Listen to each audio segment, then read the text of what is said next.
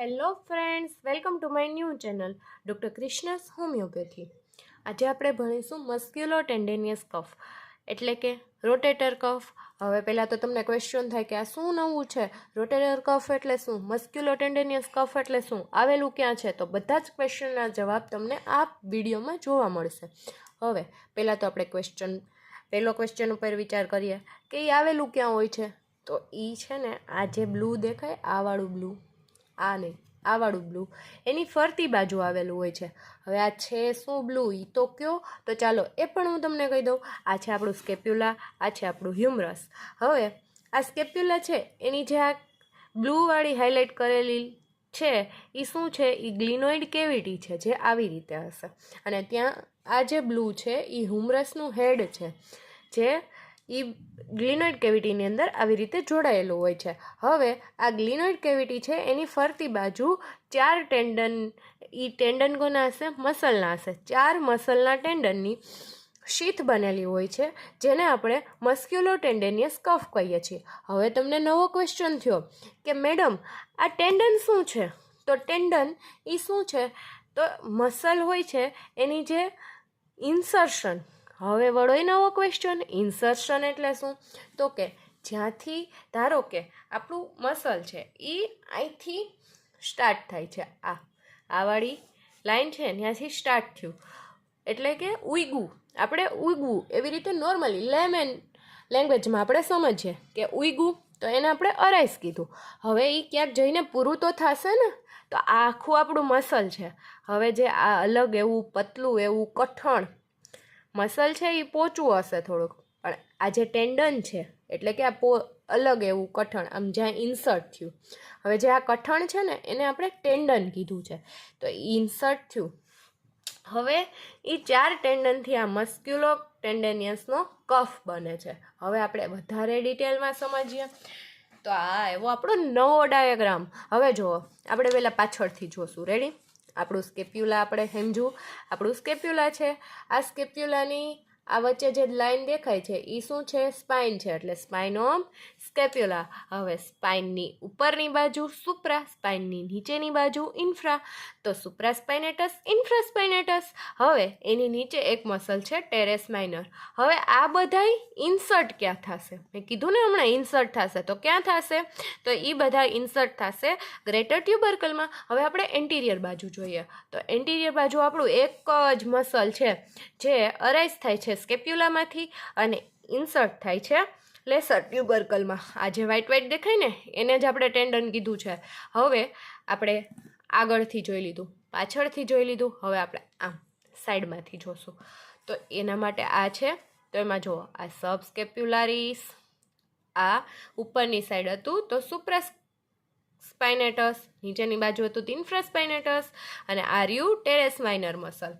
હવે આને આપણે હજી સારી રીતે સમજીએ એટલે કે આને ઝૂમ કરી નાખીએ. ઝૂમ, બરાબર ઝૂમ.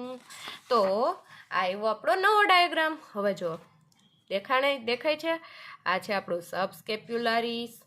આ વચ્ચે અહીંયા સ્પાઇન આવતી હતી તો સ્પાઇનની ઉપર સુપ્રા સ્પાઇનેટસ, ઇન્ફ્રા સ્પાઇનેટસ, અને આ ટેરેસ માઇનર એટલે કે આપણું એન્ટિરિયર સાઇડ સબ સ્કેપ્યુલારિસ થયું, પોસ્ટિરિયર બાજુ ઇન્ફ્રા સ્પાઇનેટસ થયું અને ટેરેસ માઇનર મસલ થયું, અને ઉપરની સાઈડ શું થયું? સુપ્રા સ્પાઇનેટસ. સમજાઈ ગયું? હવે તમને ખબર કેમ પડી કે આ એન્ટિરિયર સાઈડ છે, આ પોસ્ટિરિયર બાજુ છે? તો ચાલો, આપણે જે સ્કેપ્યુલા છે એની કોરોકોઇડ પ્રોસેસ કઈ બાજુ હોય? એન્ટિરિયર બાજુ. એક્રોમિયલ પ્રોસેસ પોસ્ટિરિયર સાઈડ. તો ઇઝી છે કે કોરોકોઇડ પ્રોસેસ એન્ટિરિયર સાઈડ છે તો સબ સ્કેપ્યુલારિસ એન્ટિરિયર બાજુ, અને એક્રોમિયલ પ્રોસેસ પોસ્ટિરિયર બાજુ છે, એટલે આ બે મસલ આવ્યા પોસ્ટિરિયર બાજુ. હવે આને હે ને આપણે આમ કાપી નાખીએ. કેવી રીતે? અહીંથી આમ કરીને આમ. ચાલો આપણે કાપી નાખ્યું અને બની ગયું આ. ચાલો હવે એ જોઈએ. તો આની અંદર આ જે રહ્યું ને, હવે આ તમને દેખાય છે, ક્લિયર દેખાય છે, આ શું છે? ગ્લિનોઇડ કેવિટી. હવે આપણી પાછું એન્ટીરિયર પોસ્ટિરિયર જોઈ લઈએ તો આ શું છે? કોરેકોઇડ પ્રોસેસ. એટલે આ શું થયું? એન્ટીરિયર સાઈડ. તો એન્ટીરિયર સાઈડ એક જ મસલ દેખાશે આપણું, ક્યુ? સબસ્કેપ્યુલારિસ. પાછળની બાજુ બે મસલ દેખાશે, ઇન્ફ્રાસ્પાઇનેટસ ટેરેસ માઇનર મસલ, અને ઉપરની બાજુ એક મસલ, સુપ્રાસ્પાઇનેટસ મસલ. રેડી થઈ ગયું. હવે એક નવી વસ્તુ આમાં જોવા મળે. આ મેડમ ગ્રીન શું છે? તો હવે ગ્રીન વિશે હું તમને કહું. આ જે ગ્રીન છે ને એ બુરસા છે. બુરસા એટલે કે શું? તો એની અંદર પાણી ભરેલું હોય, એટલે કે ફ્લુઇડ ભરેલું હોય. હવે કોની અંદર? એ કોથળીની અંદર. તો એ કોથળીને આપણે શું કહેશું? સેક. ફ્લુઇડ ભરેલું જે સેક છે એને આપણે બુરસા કહેશું. હવે આ જે છે બુરસા એ કોની નીચે છે? જુઓ તો આ કઈ પ્રોસેસ છે? એક્રોમિયન પ્રોસેસ. તો એની એક્ઝેક્ટ નીચે આવેલું છે. હવે એક્રોમિયન પ્રોસેસની નીચે, એટલે કોઈની નીચે આપણે એનાટોમીમાં કહેશું, શું કહેશું? સબ. એટલે સબ એક્રોમિયન બુરસા. ડન. આ આપણો થઈ ગયો મસ્ક્યુલો ટેન્ડેનિયસનો કફ. હવે એનું હું તમને શોર્ટમાં જે નોટ્સ છે ને એ તમને કહી દઉં. રેડી? જો આ મસ્ક્યુલો ટેન્ડેનિયસ કફ છે એ ફાઇબ્રસ શીથથી બનેલું હોય છે, 4 મસલના ટેન્ડનથી. એ મસલ ક્યાં છે? સબસ્કેપ્યુલારિસ, સુપ્રાસ્પાઇનેટસ, ઇન્ફ્રાસ્પાઇનેટસ અને teres minor muscle. Supraspinatus lesser ટ્યુબરકલમાં ઇન્સર્ટ થશે, અને આ બાકીના 3 છે એ ગ્રેટર ટ્યુબરકલમાં ઇન્સર્ટ થશે. આમાં તમને એવી લાઈન લખેલી છે કે મસલ છે એ અરાઇઝ થાય છે સ્કેપ્યુલામાં, ઇન્સર્ટ થાય છે લેસર અને ગ્રેટર ટ્યુબરકલ ઓફ હ્યુમરસમાં. હવે શું કીધું છે? જો આ મેઇન છે, આપણો સ્ટાર પોઈન્ટ છે. કેવો પોઈન્ટ છે? સ્ટારવાળો. રેડી? આ આખો પોઈન્ટ સ્ટારવાળો છે. હવે એમાં શું કીધું છે? The cuff gives strength to the capsule of shoulder. આ જે કફ બન્યો એ સ્ટ્રેન્થ આપે છે કેપ્સ્યુલ ઓફ શોલ્ડરને, શોલ્ડરની કેપ્સ્યુલને, શોલ્ડર જોઈન્ટના કેપ્સ્યુલને એ સ્ટ્રેન્થ આપે છે ફરતી બાજુથી, એક્સેપ્ટ ઇન્ફિરિયરલી. એટલે કે આ જુઓ તમે, આ આપણું છે એ ફરતી બાજુથી આપ્યું, અહીં નીચેની સાઈડ આપ્યું નથી આપ્યું, તો ઇન્ફિરિયરલી એ નથી આપતું. તો એના લીધે શું થાય? એ જ આપણે એક્સપ્લેન કરે છે કે ડિસલોકેશન થઈ શકે. એટલે કે અહીંથી આમ નીચે, અહીંયા હ્યુમરસ જો જોડાયેલું હશે તો આમ નીચે પડી જશે. આમ ડિસલોકેશન એટલે ખડી જવું. તો એ સાઈડ આપણને આપેલી છે. શું આપેલી છે? એન્ટીરિયો ઇન્ફિરિયરી. એટલે આગળ ને નીચેથી. એટલે અહીં આ જે હશે ને આમ જોડાયેલું આમ પડશે.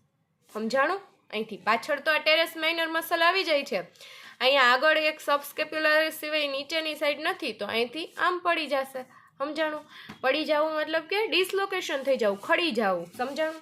હવે આ ડાયાગ્રામ અને આ ડાયાગ્રામને તમે રિલેટ કરી શકો? સમજાય છે? આ અને આને કરી શકો રિલેટ? જો તો આપણું આ ગ્લિનોઇડ કેવિટી છે, આ એક્રોમિયલ પ્રોસેસ, આ કોરેકોઇડ પ્રોસેસ, પછી આ બે વચ્ચેનો લિગામેન્ટ, કોરેકો એક્રોમિયલ લિગામેન્ટ, પછી આ બુરસા આપ્યા આપણને, આ 4 મસલ છે એ અહીંયા 4 મસલ આપ્યા. રેડી? આ થઈ ગયું આપણું. આ છે આપણું મસ્ક્યુલો ટેન્ડેનિયસ કફ.